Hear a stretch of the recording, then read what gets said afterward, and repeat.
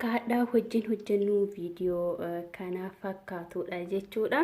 Egaa asumaan gara hojii keenya wajjin haa deemnu. Na wajjin turtii gaarii. Harka fuunee hordoftootaa fi kabajamtoota tokkummaa faamilii marti keessaniiyyuu akkam nagaa jirtu fayyaa keessanii akka nagaa qabdan abdiin qaba.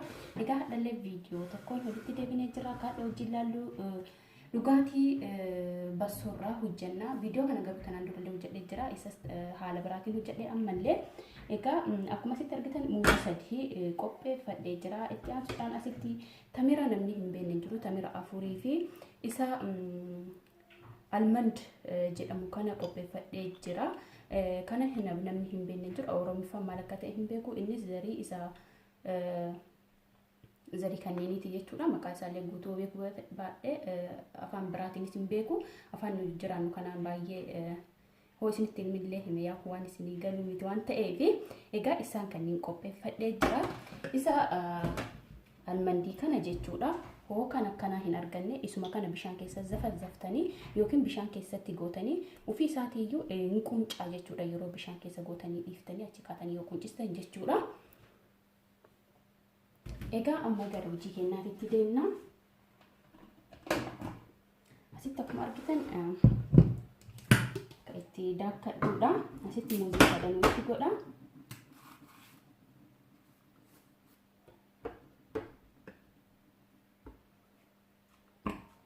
Waan intini jedhu qabu harki kan koo nusuudha.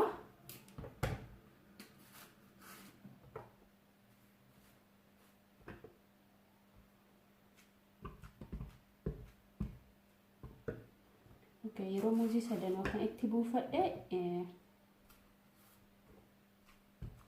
boodatti isa kanneen immoo akkanumatti buufadhatti mara habbaa afurii yookiin immoo firee afurii qopheeffadhee jira. Isinis muuziillee qannasuu hin dandeessanii akkaataa beeksisa keessanitti hojjechuu ni dandeessu jechuudha.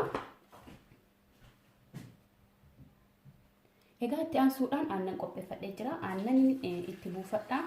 Egaa wanta hundaayyuu hojjettanii akkaataa beeksisa keessaniitiin haala maatii keessaniitiin hojjechuu dandeessanii anis akka maatii kootiitiin yookiin haala maatii kootiitiin hojjedha. Egaa aannan hamma kana itti buufadhe itti aansuudhaan immoo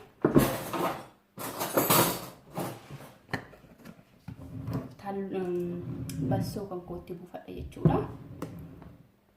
Bassoo yeroo tokkoon ittiin buusinaa laalaati itti buusaa sababni isaas bassoon dafee furdata waan ta'eef anaaf amma garuu kan ga'u haganaa ga'u yaadee kan itti godhu maankaa afur qofa itti godha jechuudha. Akkuma agartanii egaa maankaa afur itti godheen booda nan qadaadadha. Egaa akkuma beeknu bassoon faayidaa guddaa qaba qaama keenyaa fi waan garburraa hojjetamu jechuudha. Daakee walitti deebina. Egaa amma akkuma argitan daakee fixee jira jechuudha. Walumaan laallaa. Diqqoosi maankaa walakkaa waan ta'u bassoo itti dabalee jira jechuudha. Egaa bassoon inni akkuma beektan garburaa hojjetamuuf akkuma dura jedhee faayidaa guddaa qaba jechuudha. Akkasuma wantoonni nu itti buufne kunillee kan akka almandii viitaaminoota E'dhaan kan badhaadhanidha. Egaa wantoota kanneen ganama yeroo tokko yeroo hundallee argachuu dadhabne yeroo tokko osoo arganne itti fayyadamne baay'ee qaama keenyaaf baay'ee barbaachisaa kan ta'edha jedheetiin kan yaadu.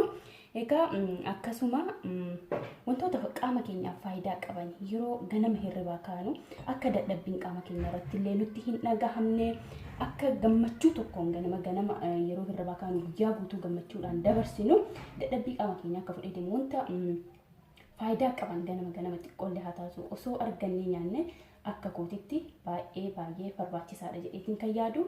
Nuti namoonni biyya ormaa jiru kunneen baay'ee ofirraa fannaa yeroo hojiirra taanu keessattuu baay'ee of daganna jechuudha. Kanaafuu of hin dagatinaa jechuun asumaan dhaamsa kooti. Egaa kana fakkaataa kanadha hojii hojjenne akka jaalattan abdiin qaba. Haala kanaan salphaa daqiiqaa muraasa keessatti waan hojjenne dhuguu dandeenyudha. Yeroo jarjartaniillee waan sa'aatii isinirraa fudhatu miti, yeroo dheeraa waan isinirraa fudhatu miti. Egaa kanaafuu akka hojjettanii itti fayyadamtan abdiin qaba.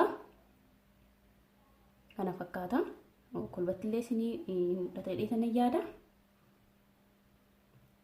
Egaa haaluma kanaan viidiyoo har'aa xumurree jira. Horronni gara maatii kootii haarawaa dhuftan subscribe gootanii akka gara maatii tokkummaa faamiliitti dabalamtan kabajaadha isin gaafadha. Egaa hordoftoonni koo kan duraanii yaada qabdan komentii jalatti naaf keettanii akka na gaafachuu dandeessan jedhee isinitti himuun barbaada. Sumaanii egaa like gochuu hin dagatinaa isinitti tolee. Akkasuma immoo waan barbaadan gaafattanii waan dandeenyu taanaan waliin deebisna. Waan yaada qabdan hundaayyuu komentii jalatti naa kaayaa isin jechuu jaaladha. Waa baay'ee walirraa barraadhuani manni kan koo mana nyaata adda addaa hojii hojjannaa dhugaatii garaagaraa wantoota fuula keenyaaf ta'u wantoota akkanaa hojii hojjannaa yeroo bashannanaallee qabaachuu dandeenya jechuudha. Egaa viidiyoon kan koo kanarraa kana fakkaata. Viidiyoo biraatiin hamma walitti deebinu bakka jirtanitti hundi keessanii nageenyi waaqayyoo isiniif haa baay'atu nagaa hannaa tura. Baay baay.